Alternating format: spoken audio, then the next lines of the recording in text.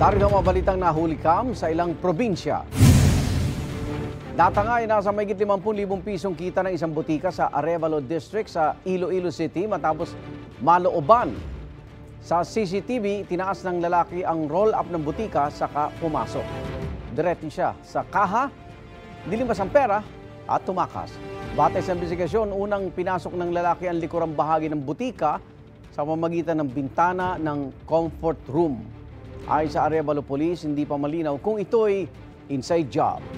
Patuloy ang investigasyon at pagtugis sa lalaki. Sa Iloilo City pa rin, sugatan ang isang lalaki matapos mahagip ng kotse sa Haro District. Sa CCTV, naglalakad ang lalaki kasama ang anak. Sunod ang isang kotse na matulin daw ang takbo.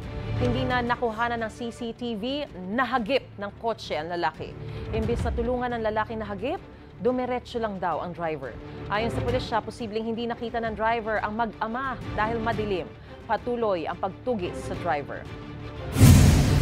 Sa Malaybalay, Bukidnon, arestado ang isang babae matapos umanong saksakin at mapatay ang senior citizen niyang live-in partner. Selos ang isa sa mga tinitingnan motibo ng pulisya sa krimen. Maharap sa kasong homicide ang babae. Wala siyang pahayag.